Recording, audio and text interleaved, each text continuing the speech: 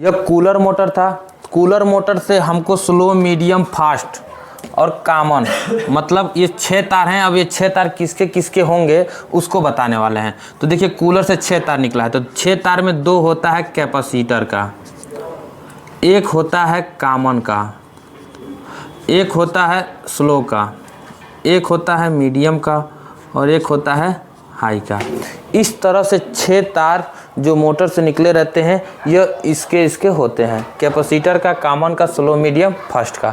अब इसको पहचानेंगे कैसे कि कौन कैपेसिटर का वायर है, कौन कॉमन का वायर है, कौन स्लो है, कौन मीडियम है, कौन हाई है। तो देखिए मोटर से 6 तार निकला है और 6 तारों को हमको क्या करना पड़ेगा, चेक करना पड़ेगा। तो पहले यह चेक करेंगे कि कूलर मोटर सही है कि ख़राब है। तो कूलर मोटर सही है कि ख़राब, इसको पता करने के लिए मल्टीमीटर को हम रख लेंगे कंटिन्यूटी में। देखिए एक हमारे पास मल्टीमीटर होगा, यह हमारा डिस्प्ले हो गया, और मल्टीमीटर किस रेंज में रहेगा, तो कंटिन्यूटी रेंज में। यहाँ से 2 तार निकला रहेगा। किसी भी एक तार को मोटर के किसी भी एक तार में हम क्या करेंगे, कनेक्ट कर लेंगे। जैसे देखिए कोई भी तार आप A B C D Y किसी पे कनेक्ट कर सकते। अब ये जो दूसरा तार है, ये दूसरे तार से सभी तारों पे हम क्या करेंगे, बारी बारी से चेक करेंगे। इस तरह से हम सभी तारों पे चेक करेंगे। अगर सीरीज है तो सीरीज से किसी एक तार पे रखेंगे और सभी तार पे चेक करेंगे। अगर सभी तार पे रीडिंग आएगा तो समझिएगा हमारा मोटर सही है। और बॉडी अर्थ नहीं आना चाहिए। तो बॉडी अर्थ कैसे चेक करना है, तो जैसे देखिए मल्टीमीटर का एक तार अब हम रख लेंगे बॉडी पे जहाँ पे लोहा रहेगा, और मल्टीमीटर के दूसरे तार से सभी तारों पे हम बारी बारी से चेक करेंगे। किसी पे रीडिंग नहीं आना चाहिए, ना ही किसी पे बीप आना चाहिए, तब हम यह मानेंगे कि यह बॉडी अर्थ भी नहीं है।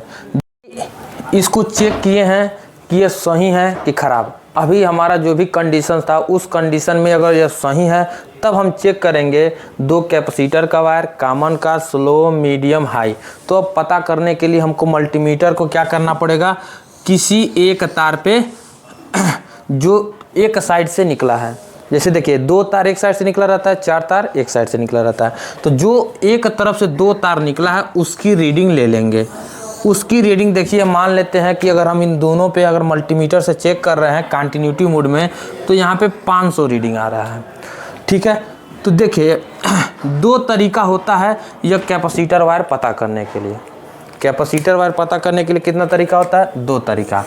एक तो हम मोटर को देख के पहचानते हैं कि कौन कैपेसिटर का वायर है, और एक पहचानते हैं कि चेकिंग करके। तो जो देख के पहचाना जाता है उसको कैसे पहचानेंगे, तो जो मोटर होता है, मोटर से एक तरफ से 4 तार निकला रहता है, एक तरफ से 2 तार। जो 2 तार निकला रहता है यही होता है हमारा कैपेसिटर का वायर। ठीक है, अब इसको मल्टीमीटर से चेक करेंगे तो क्या रीडिंग आएगा।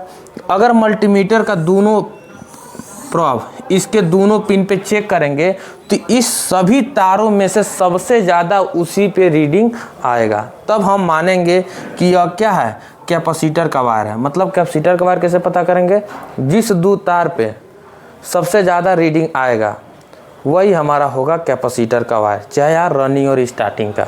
ठीक है, अब हम पता करेंगे। देखिए कैपेसिटर का वायर हम लोग पता कर लिए हैं, रीडिंग से भी और इसको देख के भी। जो 2 अलग से निकला रहता है वही कैपेसिटर का रहता है, और रीडिंग से जब से सबसे ज़्यादा आएगा रीडिंग उसी पे हम मानेंगे वो कैपेसिटर का वायर है। अब ये बच गया 4 तार, और ये चारों तार किसका होगा, तो एक कॉमन का, स्लो, मीडियम, हाई। तो पहले हम पता करते हैं कॉमन का। कॉमन कैसे पता किया जाता है, तो मल्टीमीटर का एक तार किसी भी एक तार पे रख लेंगे, और मल्टीमीटर के दूसरे तार से इसके सभी पिन पे ऐसे बारी बारी से चेक करेंगे। तो देखिए हमने यहाँ पे चेक किया, ए पे रखे मल्टीमीटर को, और बी को चेक किया एक बार, ए पे रखें, बी को चेक कर लिए, मान लेते हैं 100 आ गया। ए से सी को चेक कर लिए 200 आ गया, और ए से डी को चेक कर लिए तो 300 आ रहा है। तो ये हम बारी बारी से इसको ए पे रख के चेक कर लिए। तो इसमें सबसे ज़्यादा जिस तार पे रीडिंग आएगा उन्हीं दोनों में से कोई एक कॉमन होगा। मतलब कॉमन कैसे पता किया जाता है, कॉमन वायर पता करने के लिए ये चारों तार को हम बारी बारी से चेक करेंगे और बारी बारी से चेक करने के बाद जिस तार से सभी तारों पर रीडिंग अधिक आएगी वही अकेला तार जो होगा वही कॉमन का होगा। तो उसको पता करने के लिए कैसे पता करेंगे, तो मल्टीमीटर का एक तार यहाँ रख लिए और बाकी तीनों तारों को बारी बारी से चेक कर लिए। तो देखिए हमने यहाँ पे चेक कर लिया, ए से बी को चेक किया, ए से सी को, ए से डी को, हमने ये तीनों रीडिंग निकाल लिया। अब इसमें से जिस पे सबसे ज़्यादा रीडिंग आया है, मतलब इन तीनों रीडिंग निकालने के बाद जिस दो तार पे रीडिंग सबसे ज़्यादा आया है, तो किस पे आया है, तो इस दोनों तार पे रीडिंग सबसे ज़्यादा आया है। तो इन्हीं में से कोई एक कॉमन होगा, या तो ए कॉमन होगा या डी कॉमन होगा।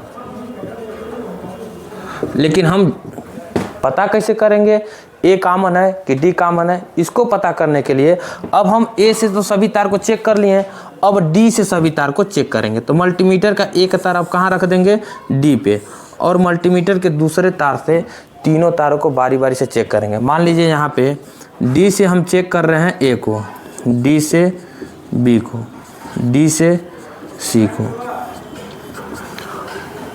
ए और डी पे तो समान रीडिंग आएगा क्योंकि उसमें भी 300 आया है, इसमें भी 300 आया। मल्टीमीटर को चेंज करके भी चेक करेंगे तो सेम रीडिंग आएगा।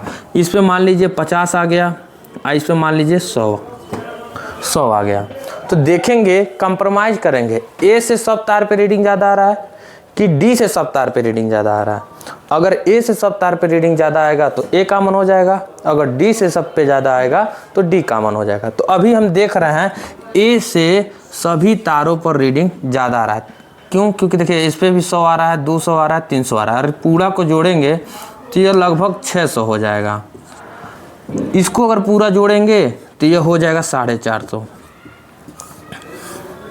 तो देख रहे हैं कि डी से कम आ रहा है और ए से ज़्यादा आ रहा है। तो इस तरह हम क्या पता कर लेंगे, कॉमन। तो अभी हमारा कॉमन निकल के आया है ए, तो ए हमारा क्या हो जाएगा, कॉमन हो जाएगा। तो जब हम कॉमन पता कर लिए यानी कि ए हमारा क्या हो जाएगा, कॉमन हो जाएगा,